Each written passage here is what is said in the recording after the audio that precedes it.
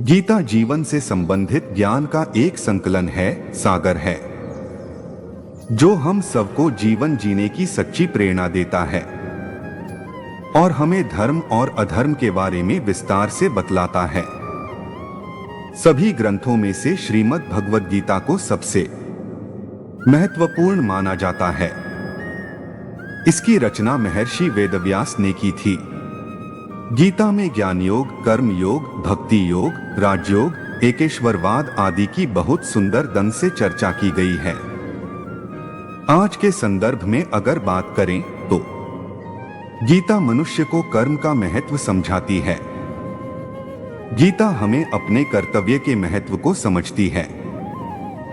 हे अर्जुन, तो कर्म से विमुख होकर कोई कर्मफल से छुटकारा पा सकता है और न केवल संन्यास से सिद्धि प्राप्त की जा सकती है। कोई भी इंसान जन्म से नहीं बल्कि अपने कर्मों से महान बनता है। मैं जल का स्वाद हूँ, सूर्य तथा चंद्रमा का प्रकाश हूँ, वैदिक मंत्रों में ओंकार हूँ, आकाश में ध्वनि हूँ तथा मनुष्य में सामर्थ्य हूँ।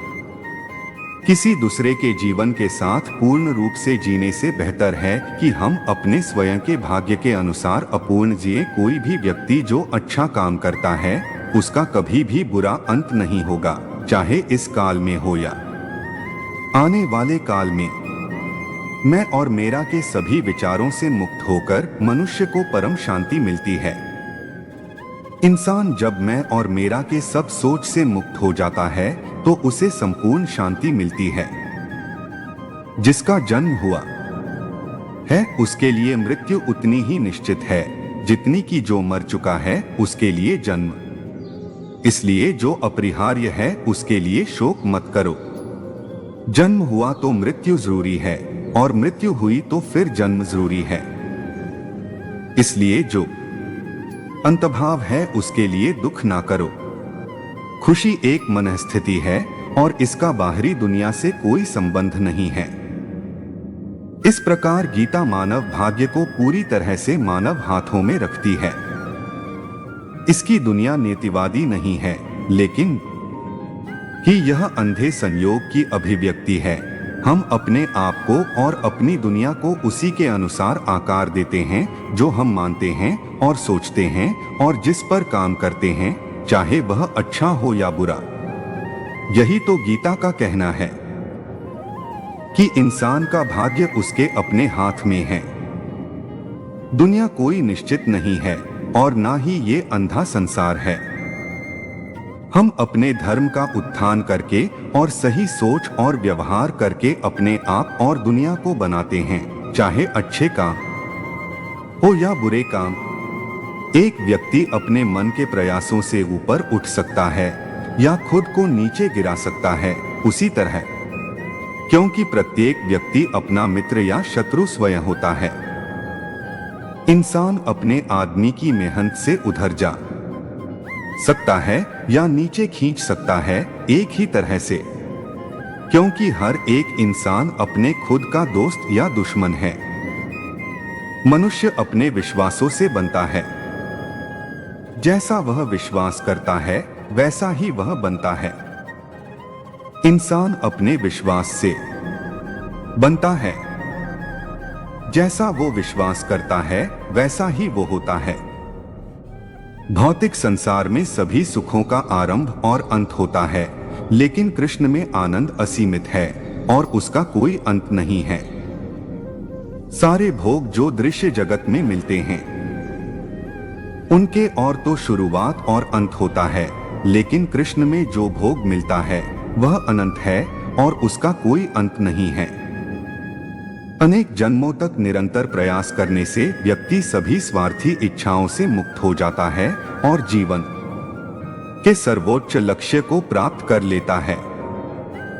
ध्रुवता प्रार्थना से और बहुत सारे जन्म के बाद कोई व्यक्ति अपनी सभी स्वस्थ इच्छाओं से शुद्ध हो जाता है और जीवन का परम उपदेश प्राप्त करता है।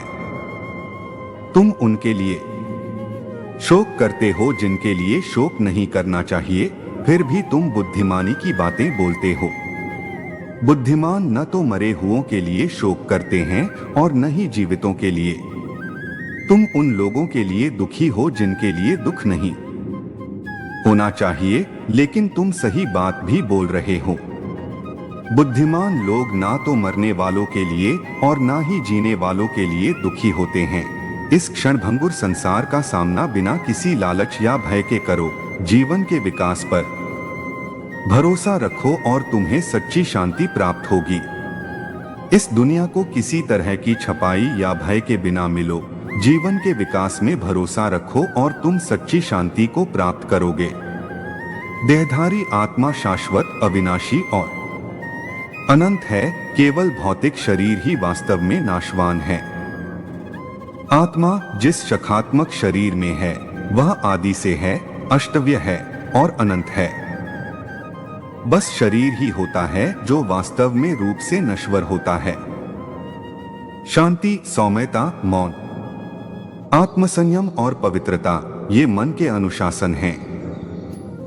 शांति, शांतिता, मौन, समत्वम और शुद्ध ये मन के शासन हैं। कारण और परिणाम भावनात्मक विपरीतताओं सहित ऐसी चीजें हैं जो आती हैं और जाती हैं। यह ज्ञान आपको उन सभी को सहने में मदद करता है। कर्म और फल एक दूसरे के द्वंद्व अनुभव को लेकर आते और जाते हैं। ये ज्ञान तुम्हें सब कुछ कहने में मदद करता है। जहां कहीं भी मन भटकता है, बाहरी संतुष्टि की खोज में बेचैन और विचलित रहता है, उसे भीतर ले जाएं। उसे स्वयं में विश्राम करने के लिए प्रशिक्षित करें। जहां भी मन भटक रहा हो, बेचैन और भेद में, अपने से बाहर की खुशी के तारीख में उसको अंदर ले जाओ। उसको आत्मा में रहने के लिए तैयार करो। इस आत्मविनाशकारी नरक के 3 द्वार हैं: वासना, क्रोध और लोभ। इन तीनों का त्याग करो। ये स्वात्विशेषकारी नरक के 3 दरवाजे हैं: काम, क्रोध और लोभ। इन तीनों को त्याग दो। स्वार्थी कार्यों से बचना एक प्रकार का त्याग है, जिसे संन्यास कहा जाता है। कर्म के फल का त्याग दूसरा है, जिसे त्याग कहा जाता है। निष्काम कर्म एक प्रकार का त्याग है, जिसको संन्यास कहते हैं। कर्म का फल त्याग करना दूसरा त्याग है, जिसे त्याग कहते हैं। कुछ लोग जहां भी जाते हैं खुशियां फैलाते हैं, जबकि अन्य लोग जहां भी जाते हैं खुशियां पैदा करते हैं। कुछ लोग जहां भी जाते हैं खुशी मनाते हैं और दूसरे जहां भी जाते हैं खुशी मनाते हैं। जो सुख दीर्घ अभ्यास से मिलता है, जो दुखों का अंत कर देता है, जो पहले विष के समान होता है पर अंत में अमृत के समान होता है, ऐसा सुख अपने मन की शांति से उत्पन्न होता है। धीरे धीरे अभ्यास करने से जो खुशी आती है, जो दुख कम कर देती है, जो शुरू में जहर जैसी लगती है लेकिन फिर अमृत जैसी लगती है, इस प्रकार की खुशी अपने आदमी की शांति से उठती है। भौतिक संसार में सभी सुखों का आरंभ और अंत होता है, लेकिन कृष्ण में आनंद असीमित है और उसका कोई अंत नहीं है। सारे सुख जो दृश्य जगत में मिलते हैं उनके प्रारंभ और अंत होता है, लेकिन कृष्ण में जो सुख मिलता है वह अनंत है और उसका कोई अंत नहीं है।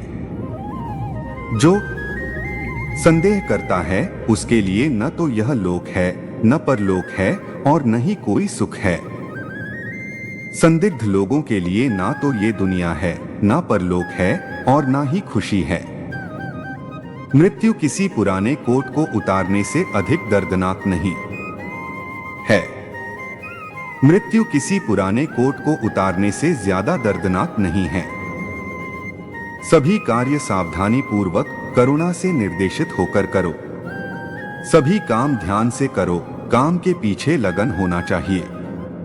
कुछ लोग ध्यान के माध्यम से बुद्धि द्वारा हृदय में ईश्वर को देखते हैं, कुछ लोग ज्ञान के योग से और कुछ लोग कर्म के योग से। लेकिन कुछ लोग ब्रह्मा को नहीं समझते, लेकिन दूसरों से सुनकर पूजा करने लगते हैं। वे जो सुनते हैं उस पर दृढ़ विश्वास करके मृत्यु को भी पार कर जाते हैं। कुछ लोग बुद्धि के द्वार ध्यान से मन में भगवान को देखते हैं, कुछ ज्ञान के योग से और कुछ काम के योग से। कुछ लोग ब्राह्मण को नहीं समझते, लेकिन दूसरों से सूरज कर पूजा करने लगते हैं। वो भी सुने हुए चीज में अपने पूर्ण विश्वास से मृत्यु को पार कर जाते हैं। मुझे सदैव स्मरण रखो, मेरी आराधना करो, हर कार्य को मेरे लिए अर्पण करो और तुम मेरे पास आओगे। यह मैं वादा करता हूं, क्योंकि तुम मुझे प्रिय हो। हमेशा मुझे ध्यान में रखो, मुझे पूजा करो, हर काम मुझे भोग देना और तुम मुझे मिलेंगे। ये मैं वादा करता हूं, क्योंकि तुम मुझे प्यारे हो। आत्म साक्षात्कार में स्थापित लोग अपनी इंद्रियों को नियंत्रित करते हैं, बजाय इसके कि वे उन्हें नियंत्रित करने दें। आत्मतत्व में स्थित लोग अपने इंद्रियों को संभालते हैं, इंद्रियों से नहीं संभलते। अगर मन को अपने हाथ पर छोड़ दिया जाए तो वह व्यक्तित्व के उन्हीं पुराने आदतन पैटर्न को दोहराता रहता है। हालांकि मन को प्रशिक्षित करके कोई भी व्यक्ति पुराने सोचने के तरीकों को बदलना सीख सकता है। यही योग का मुख्य सिद्धांत है। अपने आप को छोड़कर मन किसी चीज के बारे में सोचने के लिए ऐसे ही पुराने दिनों से सोचता रहता है। लेकिन आदमी को ट्रेन करके कोई भी अपनी सोच के पुराने दिनों को बदल सकता है। ये योग का मुख्य सिद्धांत है। किसी और के जीवन की नकल करके पूर्णता के साथ जीने की अपेक्षा अपने भाग्य को अपूर्ण रूप से जीना बेहतर है। अपने अपने भाग्य को अशुभ से जीना अच्छा है, किसी और के जीवन का मुखिया से जीना। परीक्षा के साथ वैराग्य की भावना में शरण लो और तुम आध्यात्मिक जागरूकता की संपदा अर्जित करोगे। जो लोग केवल कर्म के फल की इच्छा से प्रेरित होते हैं, वे दुखी होते हैं, क्योंकि वे जो कुछ भी करते हैं उसके परिणामों के बारे में लगातार चिंतित रहते हैं। निष्काम कर्म में शरण लो और आप धार्मिक ज्ञान के धन को जमा करेंगे। जो लोग सिर्फ कर्म के फल की इच्छा से प्रभावित होते हैं, वो दुखी होते हैं, क्योंकि वो अपने काम के फल के बारे में हमेशा चिंता में रहते हैं। अहंकार में उलझे बिना और इस बात में उलझे बिना कि चीजें हमारे मन मुताबिक होंगी या नहीं, तभी हम कर्म के भयानक जाल में नहीं फंसेंगे। हम अपने कर्तव्यों से विरत होकर कर्म से बचने की उम्मीद नहीं कर सकते। दुनिया में जीवित रहने के लिए भी हमें कर्म करना ही होगा। अपने अहंकार में मत घुल जाओ और इस बात से मत परेशान हो कि चीजें तुम्हारी इच्छा के अनुरूप चलें, तभी तो तुम कर्म के भयानक जाल में नहीं पड़ोगे। कर्म से भागने की उम्मीद करके अपने धर्म का काम करने से मत बचो। दुनिया में जीने के लिए हमें काम करना होगा। जब चेतना एकीकृत हो जाती है तो सारी व्यर्थ चिंताएं पीछे छूट जाती हैं। चाहे चीजें अच्छी हो या बुरी, चिंता का कोई कारण नहीं है। जब चेतना एकमेव होती है तो फिर सब भ्रांति भाव छोड़ देते हैं। चीज अच्छी हो या बुरी, किसी चीज का चिंता करने का कोई सबब नहीं है। इस प्रकार गीता मानव भाग्य को पूरी तरह से मानव हाथों में रखती है। इसकी दुनिया नियतिवादी नहीं है, लेकिन न ही यह अंधे संयोग की अभिव्यक्ति है। हम अपने आप को और अपनी दुनिया को उसी के अनुसार आकार देते हैं जो हम मानते हैं और सोचते हैं और जिस पर काम करते हैं, चाहे वह अच्छा हो या बुरा। दोस्तों, इस वीडियो में बस इतना ही। मिलते हैं अगली वीडियो में। जय श्री कृष्णा।